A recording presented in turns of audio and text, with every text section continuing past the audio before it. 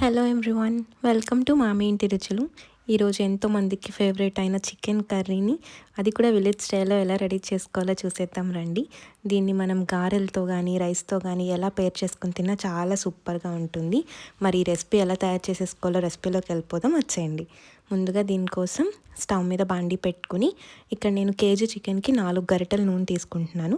So దీనికి 4 గరిటెల నూనె వేసుకున్న తర్వాత, మనకి నూనె కొంచెం హీట్ అయిన తర్వాత 3 మీడియం సైజ్ ఆనియన్ని ఇలా సన్నగా కట్ చేసుకుని వేసేసుకుని మంచిగా తిప్పుకోవాలి. ఇది మనకి గోల్డెన్ బ్రౌన్ వచ్చే వరకు ఫ్రై చేసుకోవాలి. చూసారు కదా, మనకి ఉల్లిపాయ కొంచెం గోల్డెన్ బ్రౌన్ వచ్చిన తర్వాత 3 మీడియం సైజ్ పచ్చిమిర్చిని కూడా కట్ చేసుకుని వేసుకోవాలి. ఇప్పుడు ఈ రెండు కూడా మనకి మంచిగా ఫ్రై అయిపోతాయి. సో దీన్ని ఫ్రై అయిపోయిన తర్వాత అల్లం వెల్లుల్లి పేస్ట్ 3 టేబుల్ స్పూన్ వేసుకుంటున్నాను. సో మనకి అల్లం వెల్లుల్లి పేస్ట్ కూడా ఆయిల్లోకి మంచిగా మిక్స్ అయ్యేటట్టు కలుపుకొని పచ్చివాసన పోయేంత వరకు మంచిగా కలుపుకోవాలి. చూసారు కదా, మనకి అల్లం వెల్లుల్లి పేస్ట్ కూడా ఆయిల్లో మంచిగా ఫ్రై అయిపోయి ఇలా నూనె పైకి తేలుతుంది. ఇప్పుడు దీంట్లోకి మనం ఆల్రెడీ వాష్ చేసి పెట్టుకున్న కేజీ చికెన్ తీసుకున్నాను నేను ఇక్కడ. మనం ఇక్కడ చికెన్ పీసెస్ని కూడా యాడ్ చేసేసుకొని మంచిగా మిక్స్ అయ్యేటట్టు కలుపుకోవాలి.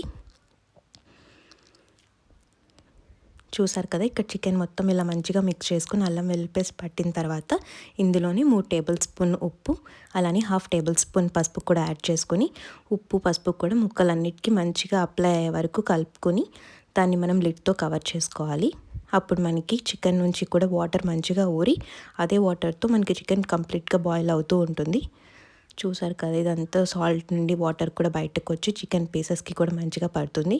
ఇప్పుడు ఇది మనకి 60% కుక్ అయిన తర్వాత 3 టేబుల్ స్పూన్ కారం కూడా యాడ్ చేసుకొని మొత్తం ముక్కలన్నిటికీ పట్టే వరకు మంచిగా మిక్స్ చేసుకోవాలి. ఇక్కడ ఇది కారం అంతా కూడా మనకి పీసెస్కి మంచిగా పట్టింది.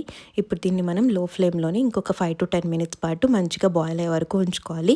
చూసారు కదా, మనకి చికెన్ బాయిల్ అయిపోయి ఇలా ఆయిల్ అనేది పైకి తేలుతుంది. ఇప్పుడు ఇందులో 2 మీడియం సైజు టొమాటోస్ని కూడా కట్ చేసుకొని వేసుకోవాలి.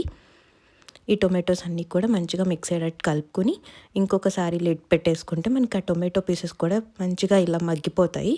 మనకి గ్రేవీ అనేది కూడా ఫామ్ అయిపోతుంది. ఇప్పుడు ఇందులోనే చిన్న కప్ ఆఫ్ వాటర్ని కూడా యాడ్ చేసుకొని మంచిగా మిక్స్ చేసుకోవాలి.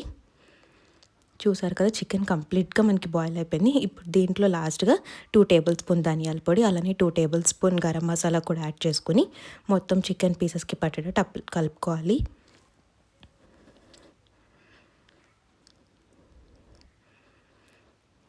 ఇలా మనకి మసాలా అంతా కూడా ఒక 5 to 10 minutes పాటు మొత్తం చికెన్కి పట్టేస్తుంది. దీంట్లో మంచి ఫ్లేవర్ కోసం 3 టేబుల్ స్పూన్ ఎండు కొబ్బరి పొడి కూడా యాడ్ చేసుకున్నాను.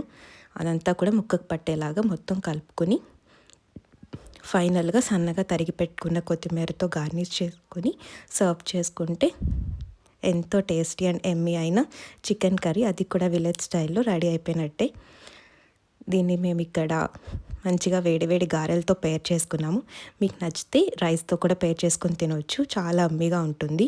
చూసారు కదా, మా రెసిపీ కనుక మీకు నచ్చినట్టయితే తప్పకుండా లైక్ చేసి షేర్ చేసి కమెంట్ చేయండి. ప్లీజ్ సబ్స్క్రైబ్ మామి ఇంటి రుచులు.